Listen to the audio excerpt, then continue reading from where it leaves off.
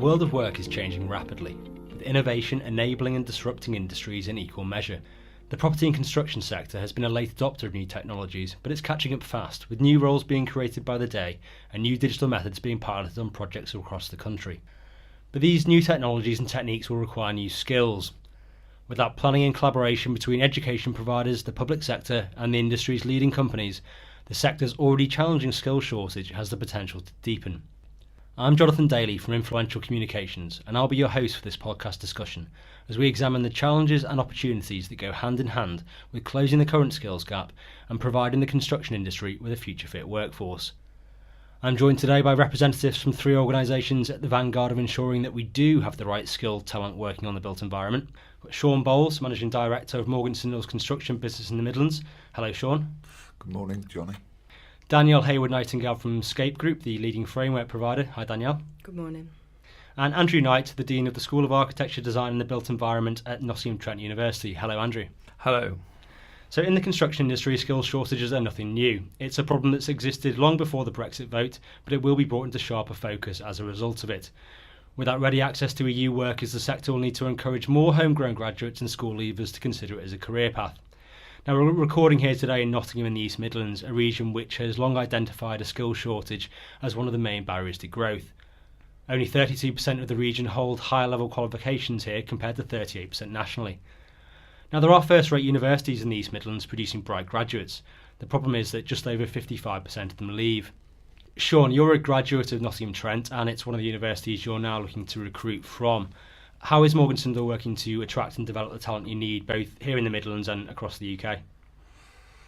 Well, I think it's firstly important to understand that there is an issue around the perception of the industry and how attractive it is to new talent. I think there's a lot of misinformation.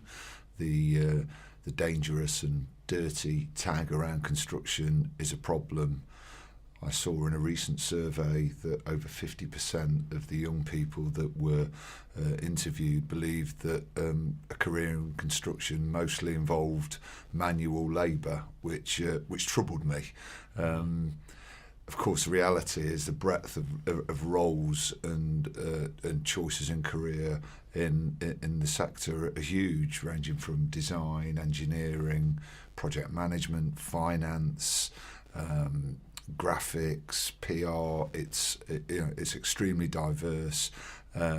So it's incumbent upon us to make sure that we portray that to young people and make sure that we are clear about the range of possibilities that exist within the industry. And some of the things that we do around engaging with schools, so actually speaking to people before they're ready to consider employment or training or further education options is really key to that. We have a range of initiatives, things like Class of Your Own, where we support a curriculum-based education for people at school.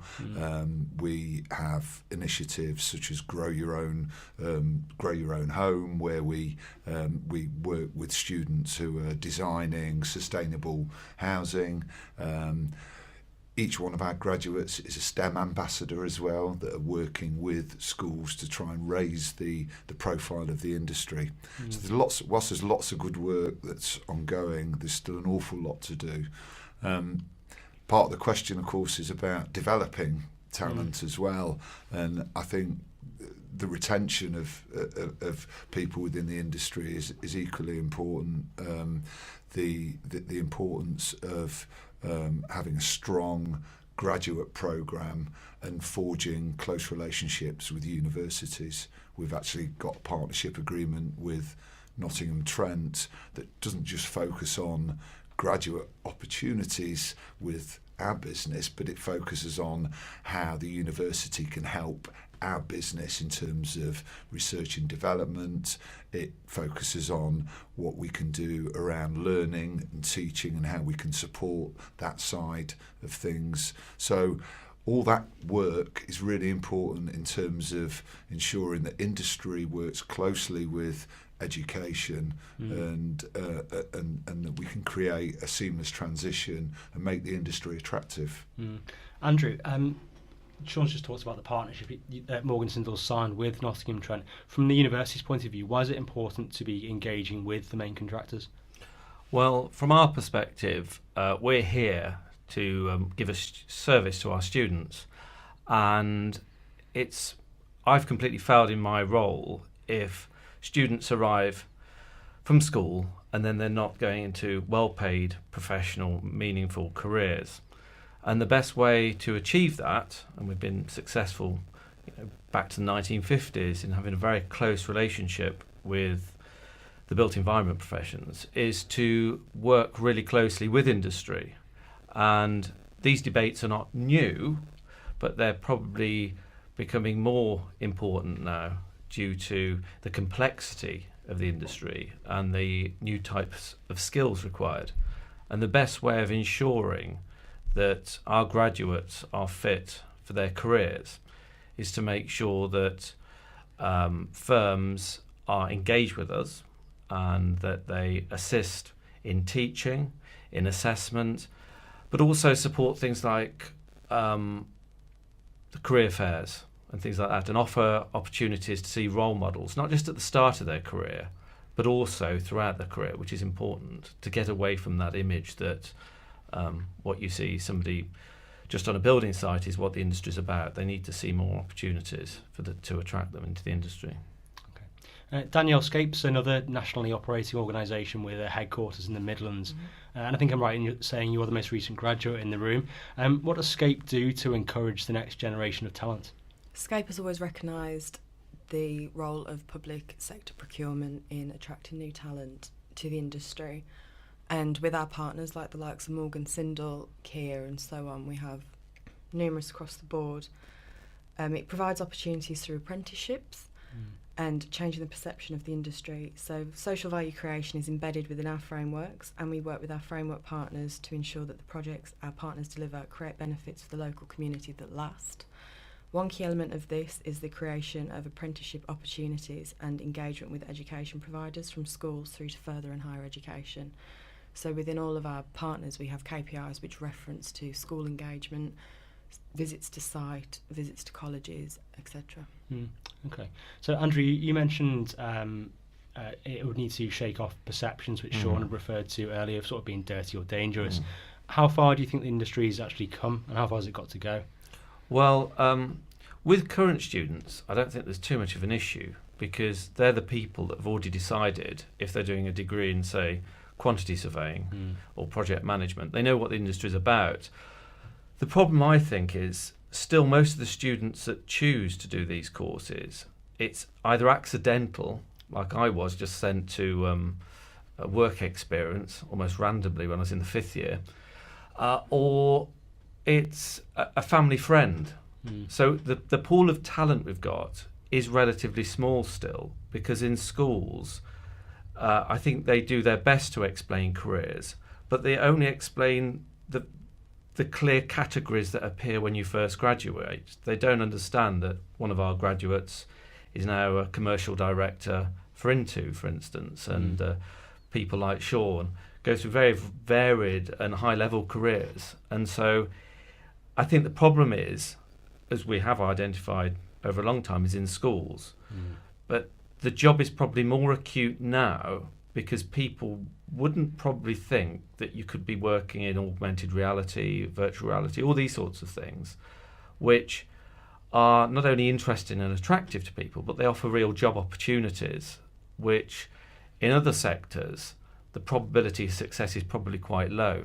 I mean, I'll give you a basic statistic. Of our postgraduate courses, MScs in QSing and project management, the average salary is over 30,000 as a starting salary, and also 100% of the graduates go into graduate level jobs. Now, that's the best in the university, and I think if kids in school realise that these aren't sort of make-believe jobs, they actually do exist, and if you get through your degree and you apply yourself, there's a great career, and one that matches your own interests. I think that's an interesting point about schools and getting in there early. So Danielle, the industry is still plagued by a lack of diversity. Women account for just 11% of the employees in the sector and just 4% of the executive roles across the UK's top contractors. So if more women could be convinced to consider construction as a career route from day one, there'd be a much bigger talent pool. What do you think needs to be done at kind of school level to address this? Well, when I left school at 16, in that gap between school and college, I went to work for Carillion at the time. Right. And that was, like you said, it was a member of my family that worked there that was like, oh, why don't you try it out just as like a summer job? And then I got a taste for it and got a taste for the variation that goes across it. The lack of women in the construction industry is a key problem in the sector. And by encouraging more women into the industry, we would not be facing such an acute skills shortage. The careers advice you receive in school doesn't currently go far enough, so that's something I experienced myself. They'd always encourage university. I always wanted to go, but a lot of people didn't. So I can see the benefit of apprenticeships, but those conversations are usually targeted towards young men in schools because they're seen more as practical and they're less likely to go ahead into vocations such as maybe journalism, like where we are now. The industry has a role in playing to educate young people as well into the routes into the sector and the opportunities available too, which is what we at Scape are trying to do with our delivery partners. When you think about the construction industry, it's naturally a manual labour that comes to mind, but there's so many different careers. In my career, I've worked in sustainability, facilities management, construction and communities, and now I'm with a framework provider, so there's so many different routes you can go. I'm currently working quite closely with someone from Women in Property, and they often do a lot of events which will encourage young women into the sector too. Okay, and I've seen research suggesting that, I think it's from the Federation of Master Builders, that the average salary for a bricklayer, for instance, might be 44,000 compared to the average salary for a graduate from any profession might be 31,000. When you've got that disparity and people are doing degrees which might not have concrete jobs at the end of it, like you suggested, Andrew, does it need to be teachers who are getting given the advice to recommend people can go into the trades and still earn, very decent salaries compared to perhaps pursuing university courses which might not have that kind of end salary? Well, yeah, to me it's about getting people into the jobs that they thrive in. So it's no good forcing somebody into a job like quantity surveying if they don't like financial management or they're not very effective with spreadsheets. Yeah. So to me it's not about forcing people to do things they don't want. It's making people aware of the full options.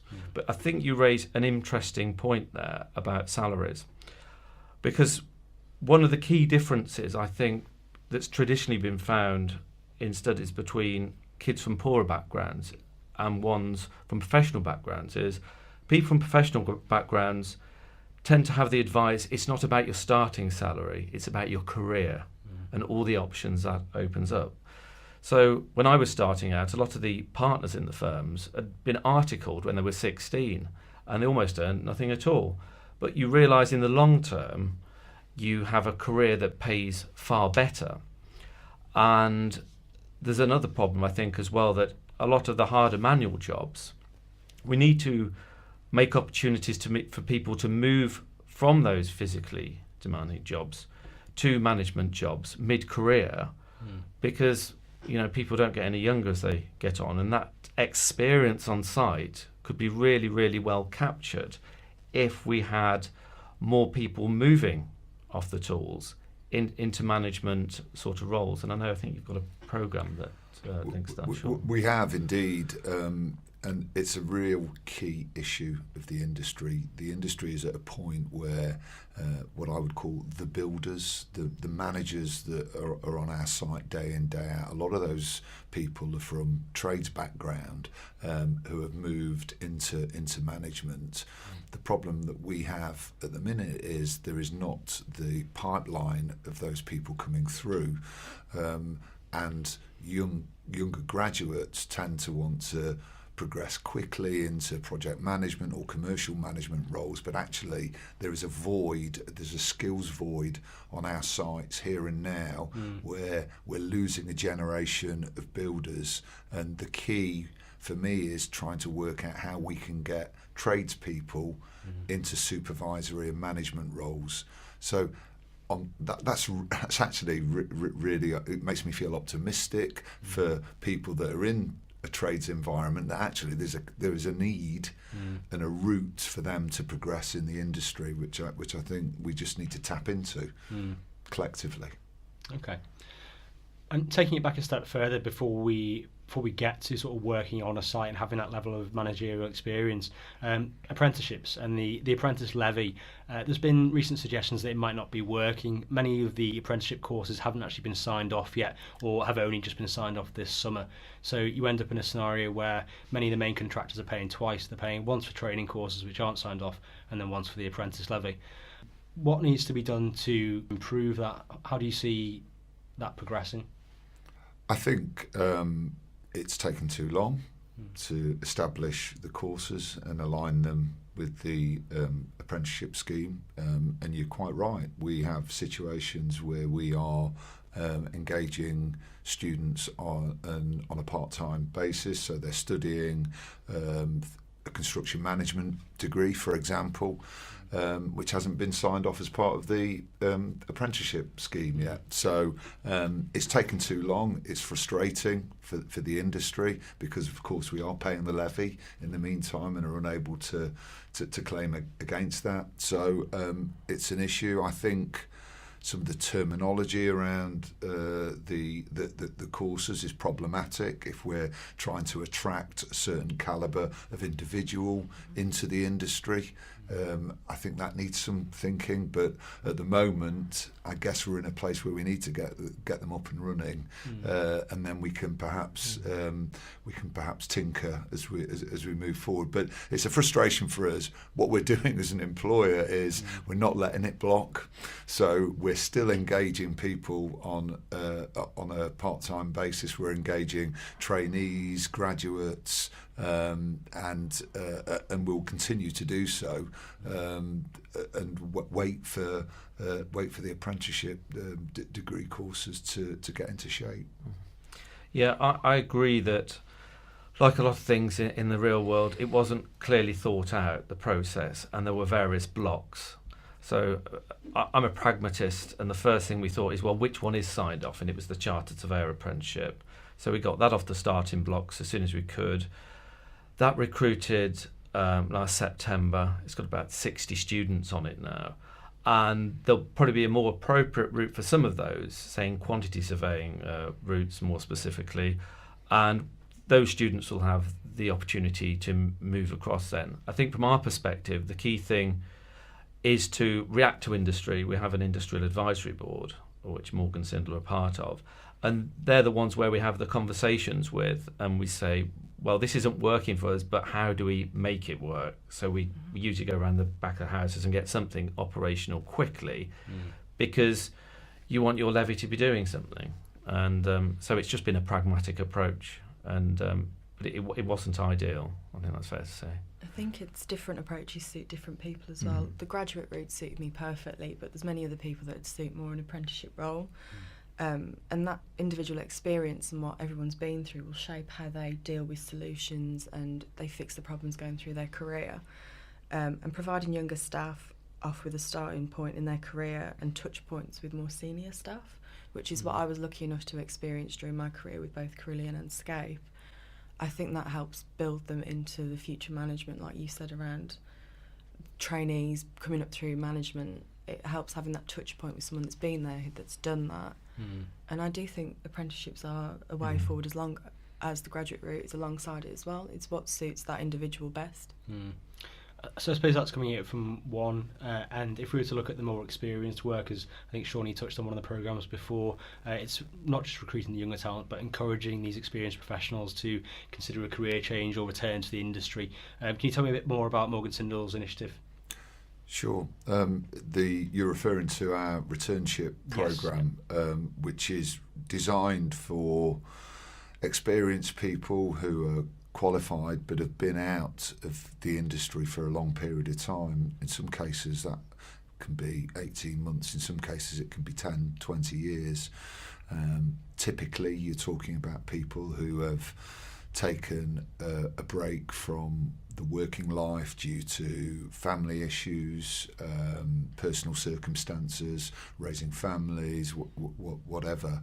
But what we recognise is actually there's a pool of people out there who are struggling to get back into professional employment because they haven't got recent experience. So what we've done is developed a program whereby we meet with candidates, we work with them on a 3-month sort of internship period where we provide coaching and support and mentoring at the end of that period with a view to a permanent position. We had 5 people who joined us last year for the 3-month probationary period, and all 5 chose to stay with us and are now in senior roles, design management roles, senior engineers roles. And some of these stories are heartwarming. They're people that, you know, they may have lost a spouse and have raised a family single-handedly, been out of the industry for 20 years and are struggling with confidence, but actually want to get back into engineering. There's a whole host of backstories to this, but the important thing is there is a group of people out there, and we're touching them and making a difference and filling our skills gap in part by doing so. Okay. Andrew, I'd like to maybe change a look a bit further into the future, do a bit of crystal ball gazing. So I've seen a stat, it's from Dell, that 85% of jobs that will exist in 2030 haven't actually been invented yet. How do you ensure your graduates have the skills to thrive in a changing world of work? I think that's a really good question, because things are changing very quickly. As we mentioned earlier on, augmented reality, issues around the environment, more 4D printing, all these sorts of things. So it's a different skill set. But what I would say, I think, is a few years ago, there was a move away. So I'm a QS by background. There was a movement away in universities, particularly away from measurement and things. And I think that was really damaging, because my belief is you can only put on the innovations in technology if you get the basics right first. So here at Trent, we've always had a really good reputation for measurement. You think, well, you know, do humans still need to do all this technical measurement? But it's an academic skill also that challenges the mind to conceptualize technology and things like this. So my view is you get all the basics right, and then you introduce people to the latest technologies, say around virtual reality and things, or we've got people at the moment doing research using drones and things for building surveyors. But you try and get them to understand that the degree is the only start of it. There's then the professional qualifications, and there's getting people to become inquisitive researchers so that when they're in industry, they actually do the research themselves to work out how will drones affect things, what sort of implications do they have on site, what sort of new technologies are there at the moment for incorporating, say, green roofs and things like this. So we can't teach people everything, but we can give them a set of skills and attitudes, I think, to be lifelong learners. I think that's probably a really important thing if you're, for professionals in the industry. Okay. And if people do start to develop these skills which are converging and they can move between sectors more easily, Sean and Danielle, do you see that being a net gain for the industry, or will it make it harder to retain the best talent? Will you be getting people poached by, say, the big four or completely different industries? No, I think the construction industry is becoming increasingly responsive to the digitisation, and we're seeing BIM technology being used throughout all of our framework partners. There's already so much variation within the construction industry. Like I alluded to before, I've worked in many different sectors within one company. So poaching will happen naturally as you get networking. People will go out, meet people, and be like, oh, you'd be great for this role. But as long as that variation stays within their organisation and that organisation values that individual, I can't see that individual going anywhere. I've worked in sustainability, facilities management, construction and communities. I've moved between different roles, completely different sides of the fence within one company. and I've stayed there. So I think it plays a role in retaining the talent rather than worrying about people being poached. It gives them options. Like Yeah, definitely. Okay. Yeah, I think it depends which end of the telescope you look through. I'm an optimist, and I think that this will present an opportunity to the industry, given that we're coming from a relatively low point in terms of how the industry is perceived. So I think the more technology that's introduced, the more technical our jobs become instead of manual. I think we'll have a position where we'll have a net gain. I think, as we say, these problems are perennial, but there's something that has changed, I think, over 10 or 15 years, and that's the postgraduate conversion routes. So the stats I gave earlier about 100% graduate level employability are for people doing conversion courses. So they could be computer programmers. Mm-hmm. We've had people who've got history degrees from Oxbridge colleges, accountants, whole ranges of people, sort of mid to early career, but fancy something more interesting. And that's been one of our most successful routes into the profession, because you're taking people who are mature, they've already had their degree, they know something about life, and then they think, actually, one of these jobs, building surveyor, general practice surveyor, any of these things, could suit me. So as well as people poaching ours, if you like, into the more blurry boundaries, we've become far better, I think, at creating more routes in, whether it's through the new T levels. There's the foundation degrees that are offered in FE colleges that we give accelerated entry to. There's the apprenticeships at degree level, and there's the master's degrees where people can move across.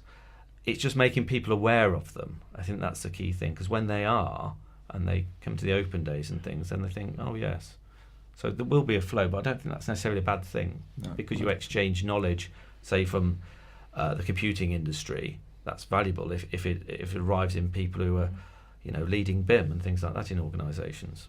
Well, I did my degree in psychology with a view to go into being a clinical psychologist, but because I had that past in the construction industry and I saw the variation, after my degree I went back into the industry. But I would say a psychology degree is perfect for the construction industry. Definitely. Okay, I'd like to wrap things up, but I'd like to ask each of you in turn for what your one step or initiative that you think would have the most impact for the industry as it aims to develop this future fit workforce. So if we start with you, Danielle? The STEM subjects within schools, definitely, and encouraging more women to take them up and come through the apprenticeship route if they weren't too keen on the graduate route. Andrew? Mine's similar, but a little different, because I think we already do quite a bit in schools, but it's not working because it's probably a bit too late. So I'd say if there's one thing I'd like to see happen, it's some sort of impact in primary schools, because that's when kids start forming their views about what things are in the world and develop their preferences. And if we could get into primary school education and start explaining the options, by the time then they get to 13 and start picking GCSEs, then we've already got a group of people that are potentially very interested and able. I agree with both those points. I think it's incredibly important that we capture people at the earliest possible age and make sure that they're attracted to the industry, and we support that. And equally around diversity, research has shown that the most successful organisations are those that have the greatest diversity at board level as well. So there's lots of work to do there. I think one further point for me is around how construction is procured. If we continue to operate in a volatile, transactional relationship within the industry, it's difficult for organisations to plan and commit to initiatives and training and education and do all those things that we've talked about if they can't see beyond the next 12 months. And that, for me, is key. And I think if the industry can fix that problem, we'd be in a much better place. Well, thank you very much to all three of you for your time today, and in particular to Andrew and Nottingham Trent for hosting us in this rather fabulous recording studio. To everyone listening, I hope you enjoyed the discussion. If you did, please like and share the link and keep the debate going on social media.